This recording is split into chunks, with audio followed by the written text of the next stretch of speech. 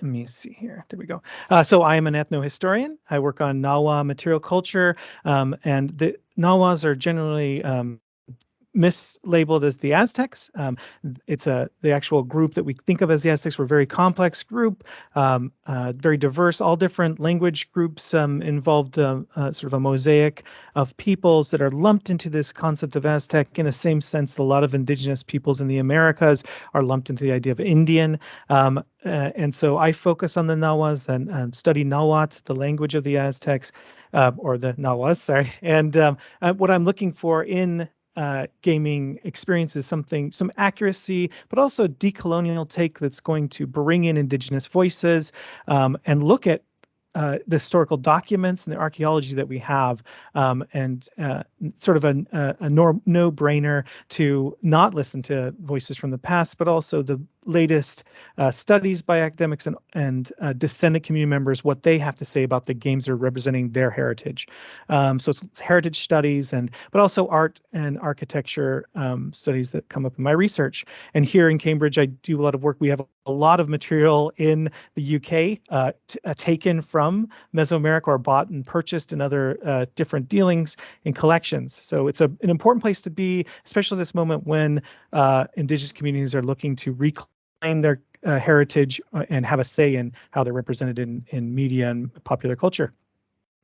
In gaming, as I mentioned, this Age of Empires series is it has an endearing customer base, that gamers that want to play out scenarios in this sort of chessboard-like structure, and have compete over space of sort of a map area. But what might a place look like in this type of setting, and how can we encourage the understanding that place identity theory might how that might interact with some of these gamers. But just to show you some of the language that's built into the latest content that comes out, this is from 2012, but it's, we want, this is an announcement from Age of Empires 3's Ensemble Studios, where they describe, we want to bring back the Aztecs in this new downloadable content. While the Aztecs did not last long into the Spanish colonization of Mexico, the echoes of their power and glory are still with us today. Well, actually, that's entirely inaccurate. The Nahuas persisted long after Spanish invasion, and they were central to how life, how survival in this sort of colonial regime, under this colonial regime, and so. And that was well known, 80 years back now. So it's something very lazy for some game designers to not want to bring this into their gaming experiences. But I also look at the larger history of Mesoamerican peoples in gaming experiences, from the earliest Aztec 1982, where you're side-scroller plumbing a temple for its sort of riches and treasure, this early depiction of temple raiding, tomb raiding. But also the latest versions, Hiaupan, this game designed with UNAM, University in Mexico, and how they recreate or re-examine the Spanish invasion from indigenous perspectives. A group of some of these Nahuas who actually aided in the process of military campaigning with Spaniards, but also New World. Just last year, it was a sort of popular for a time Amazon Game Studios game that is so problematic in the sense that it tries to take this sort of fantastical view of a history adjacent gaming experience, and then fill the sort of environs with zombies that you can slaughter as you so desire. What can we still take from games like New World, who, they did look to Mesoamerican indigenous architectural heritage? What can we still pull from this when we're teaching students, but also gaming, playing it ourselves? Because it is still a exciting, stimulating experience to run around first person hack and slash experience as a conquistador like figure. So understanding how perspectives on the past can come into play, and how we can still bring in a sense of place identity into these gaming experiences. I'm really excited about some of the more recent games coming up. Dream of Darkness, a lot of people may know, multiplayer community, as well as Mictlan, which is getting a lot of press as well. In these types of gaming studios that are looking to Indigenous community members for input, or bringing in Indigenous languages, in the case of Mictlan, where it's flipping the script on Spanish invasion, but using Indigenous language to tell a more accurate, a more interesting story as well. But so I'll focus now on Age of Empires, especially Age of Empires 2 and 3. These are the series, part of the series that have been the most clear representations of Indigenous peoples, what they call the Aztecs.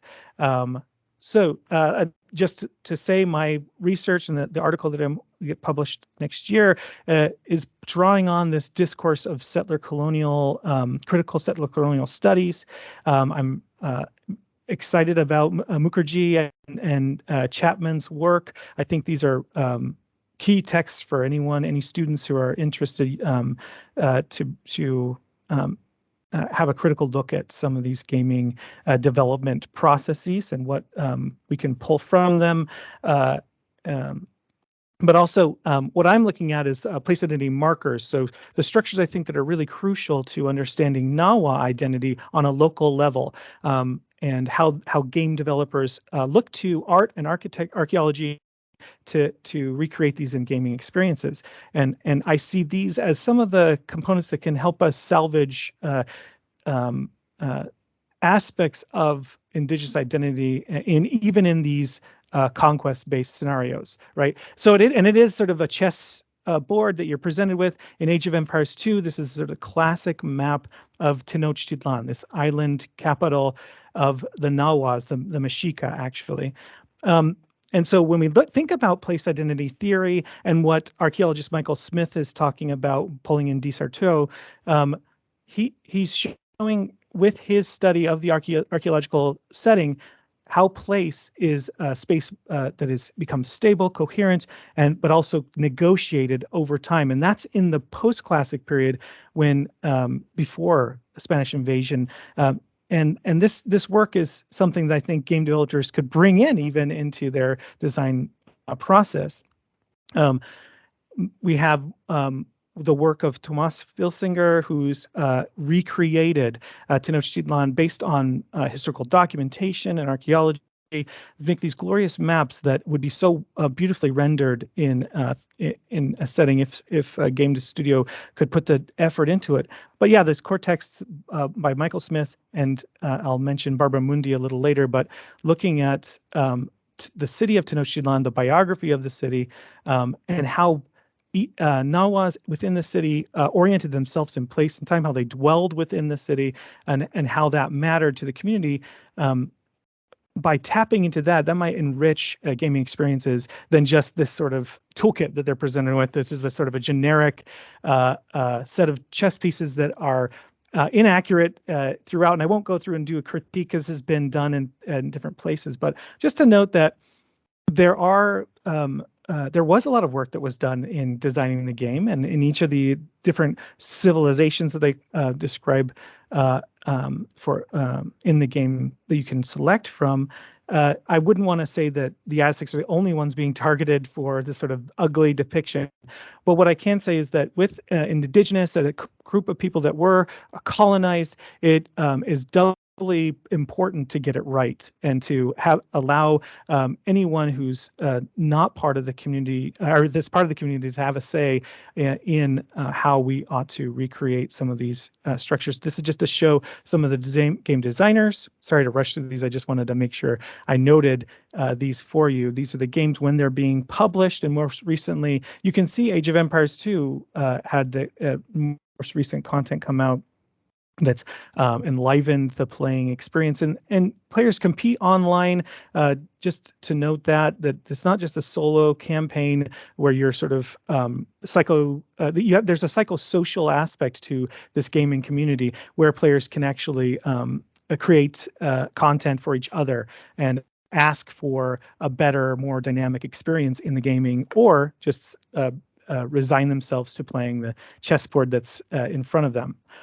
With Age of Empires 3, we saw some updates to the sort of environment itself, with structures themselves being placed in a more interesting way, having a camera that can sort of swing about, giving the player more sense of I guess control. As Steph was sort of pointing out, there's this concern over how uh, the idea of control is actually putting a lot of pressure onto the player themselves to take responsibility. But maybe including in tie-ins to the landscape, more so the ecology itself would encourage more sense of dwelling. What we're stuck with are, still some generic skins, structures that wouldn't exist. And also you can see on, hopefully this is sort of a poor quality image, but you can see two wind temples, which we would call wind temples, not something you'd regularly see.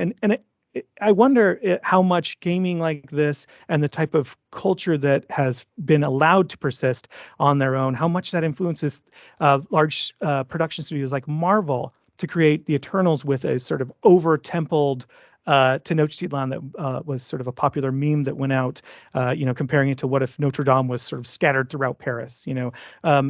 There's something important there that we need to address and engage with the community, not just cancel or try and, because I feel like people will still want to play a type of competitive sport like this, a digital sport like this in the future. You can see here some of the updates, how housing is clustered in an interesting way, although these sort of two-story buildings wouldn't really exist, or if they did, they'd be for elites. We can see more attention to detail to the types of crops that are being produced by the player as they're sort of creating resources. My hope is to continue to press the use of some critical place studies in gaming, and that includes Yves Tuan's his discourse on how language matters in place. Age of Empires, other game series like Civilizations, they can do a lot when they bring in language, indigenous language, not just sort of throwing in a faux language that they do in their series. It's a sort of gobbledygook of Maya and other sort of language. Fran Speed's discussion on how sacred placemaking actually has there can be deeply rooted sense to some of these locally constructed temples, and by putting them in a scenario where they're just sort of crushed, destroyed, and not showing how they persist, I think is a missed opportunity in gaming. Barbara Mundi's study does a really good job of looking at how a city on a local setting is sort of anchored to sight lines and how a community dwells within it.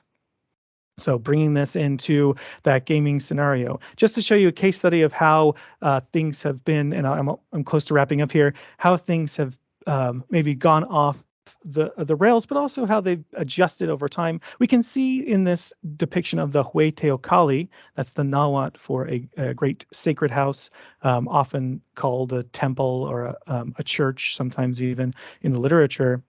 But we can see how the art design has looked to examples of these dual-topped pyramids that were popular in some places throughout Mesoamerica. We have a temple dedicated to Tlaloc, a deity related to an old deity related to watery earth and regrowth. And then we have Huitzilopochtli, the patron deity of the Mexica, on the right there. By placing this anywhere in sort of a gaming scenario, you miss out on the idea that they were actually located to a quincunx sort of shape, a structure in the Nahua cosmology. So you're dislocating it from that. But something as simple as just the shrine atop it, it would have been placed in front of the Tlaloc temple. Another sort of sacrificial stone would have been placed in front of Huitzilopochtli's temple. I mean, taking minor little, and also this statue itself is flipped for some reason, not colorful as it would have been or dressed. I mean, you can't have it perfect, right? And it'd take a lot to just render everything extremely accurately. So attention to detail doesn't mean that we have to be extremely accurate, just making something that would show that how the structure mattered. Then I'll turn now to just how desolation and demolition works in the game and some of you may have seen these depictions. Oops, I just went to the end. Sorry, one moment, getting back to this. So based on archaeology, and you can see it for yourself if you go to Mexico today, we have depictions. Oh, we have examples of the buildings themselves. You can see the layers in which they were built upon. In the game itself, this is not what we get for when we destroy one of these building structures. You can see how it topples within upon itself, no structural integrity in the center. There is no heart, no history, no deep-rooted meaning.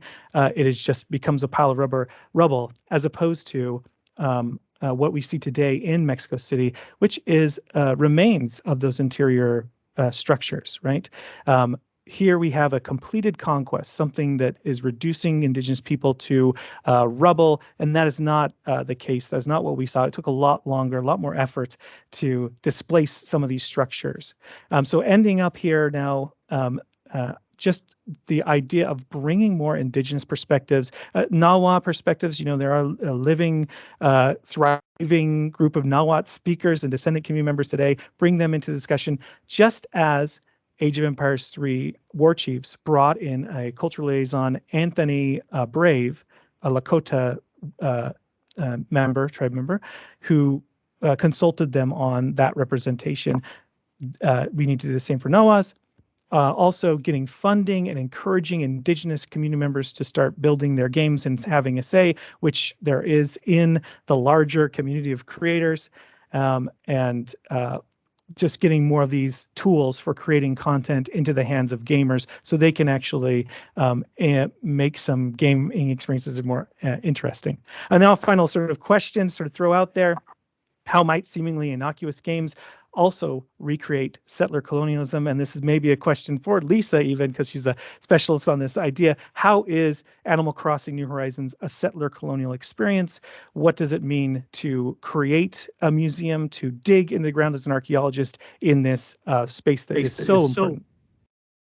And that's let's see here. That's my time. I just want to say thanks to the multiplayer community and also some of the YouTube curators have Age of Empires material that has been helpful in my research. And this is just some sources, and that's my talk. Sorry.